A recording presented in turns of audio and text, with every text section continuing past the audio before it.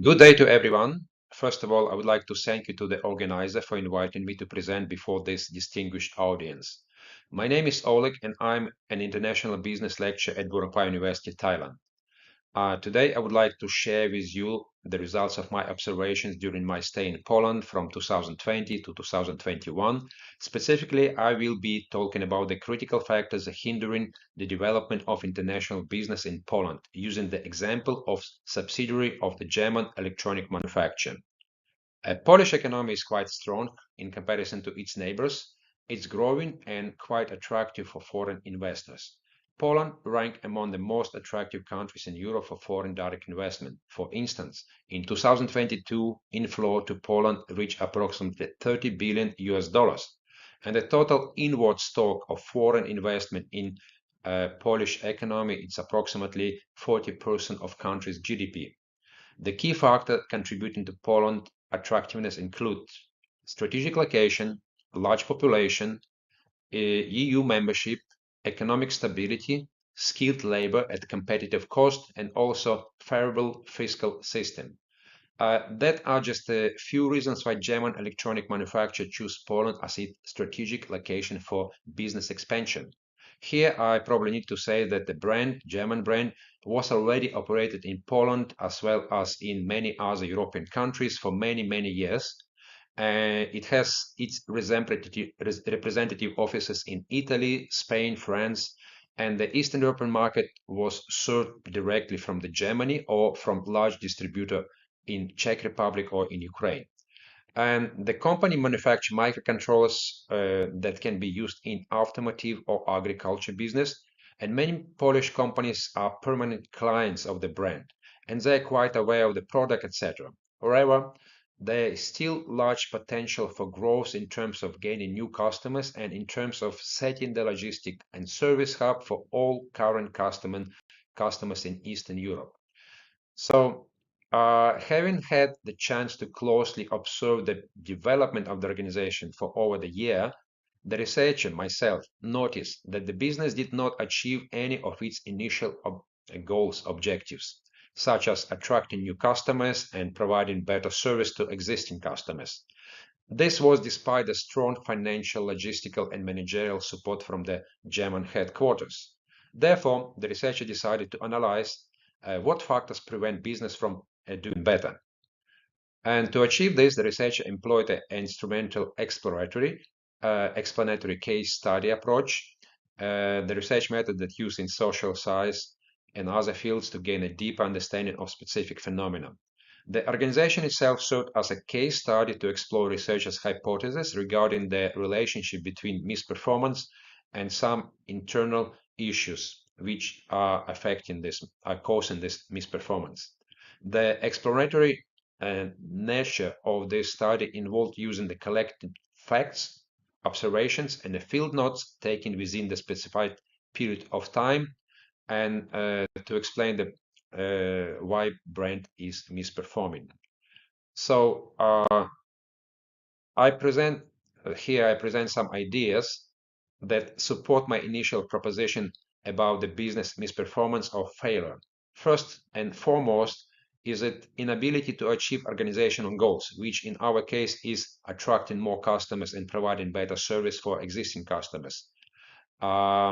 Then numerous researchers also suggest that among key factors that contribute to success of the business is desire to serve the customers, which will be one of the factor actually will be presented later on.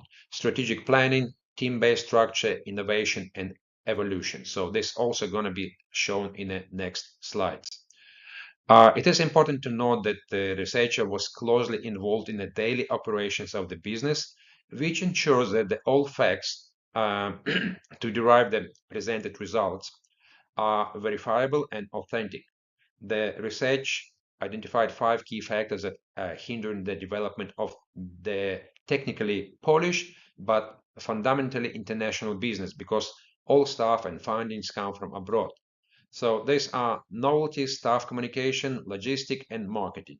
So let's break down the significance of each factor. At the time of the office opening, customers were excited about the current customers, but prospects of significant improvements to their business relationship. They expected several benefits, including Polish language support, faster logistics, improved communications, and novel system for addressing customer needs. Some customers had been working with the brand for many, many years, and they had accumulated various issues stemming from the culture differences in doing business between the two countries. Despite these challenges, they remained loyal customers because the product is quite unique and there are not many alternatives. So, nevertheless, the expectations for the better service from the new subsidiary was very high. And potentially new customers that are served elsewhere at the moment, they also did not see any novelty from a brand coming to local market. In terms of price structure, it remained the same.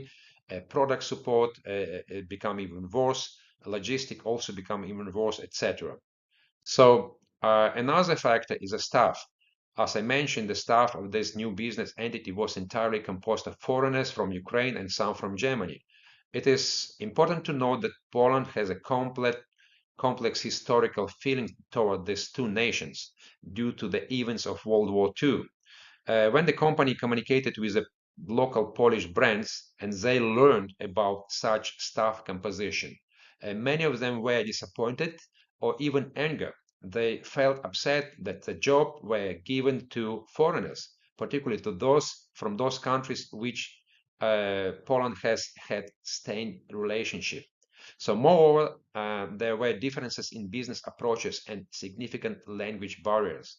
English proficiency among Polish business community in these areas, agriculture and automotive services, not exceptional. So they expect good Polish language skills from the businesses that they interact with. Although the subsidiary staff could communicate in Polish at the household level, many technical issues still needed to be addressed in English, which caused resistance from the Polish counterparts. So the culture differences and language barriers affect customer relationship. Communications, language barriers become problem not only in verbal communication, but also probably more important in written business communications. Imagine a situation when correspondence between headquarters in Germany and Polish office happen in German or English language, which include manuals, technical documentations, etc., in English or German languages. But the local brands, they wanted everything to be in Polish language. And using Google Translate to address this issue often made it worse, as we all know how unreliable it can be. As a result, the end customer would receive a letter in English language in which they were not very proficient, or in poorly translated Polish language, which was grammatically incorrect. This left a poor impression of the business, making it appear unprofessional. Additionally, there were problems with the communication hierarchy within the business itself. Due to lack of clear job separation, sometimes multiple people can respond to the same customer request, causing confusion and inefficiency. Another factor is logistic. The main problem here that while the office was set up in Poland, the stock still remained in Germany, leading to increased logistic time. Items needed to be sent to the Polish office for checkups and before they be dispatched to the local customers. And for many, for warranty claims, the Polish office was not equipped with equipment needed to conduct expertise because it's quite expensive. So as a result, the warranty items has to be sent back to Germany and expertise has to be conducted there. So it's all cost, time delay, time lag, and logistic become even worse than used to be. So there also were some disparities in between Polish and German office in terms of documentation, approvals, processing, communications with customers, as I said, on both sides. So the marketing for Poland was handled by German staff from Germany with a very limited budget. As a result, even after a year in the market, many potential customers in Poland were not aware of the Polish office existence. Polish businesses extremely extensively use the social media platforms like Facebook, LinkedIn for communication. However, the Polish office did not manage to establish a presence on these platforms, because the German office insisted that Polish customers should follow the official headquarters Facebook page or LinkedIn page. Within a year, the company practically participated only in 2 exhibitions, and it's only in capacity of observers. In conclusion, poor marketing led to a low awareness or no awareness at all, and also a no new business creation. So here are some recommendations from the researcher aimed to improve business performance. So the business should introduce new and unique offerings to the market, hire some Polish staff to better connect with the local customers, enhance internal communications and ensure external communications are vetted by qualified Polish staff, need to address some logistic challenges and improve warranty handling, possibly by maintaining sufficient local stock, and also need to invest in marketing effort or establish a presence on the social media platforms to increase visibility. So this is the end of my presentation. Here you got a QR code to access to my full article, so it's allowing you to read it at your convenience. Thank you for your attention. Thank you, the organizers, and I wish you to have a good day and a very fruitful conversations and conference. Thank you very much. Goodbye.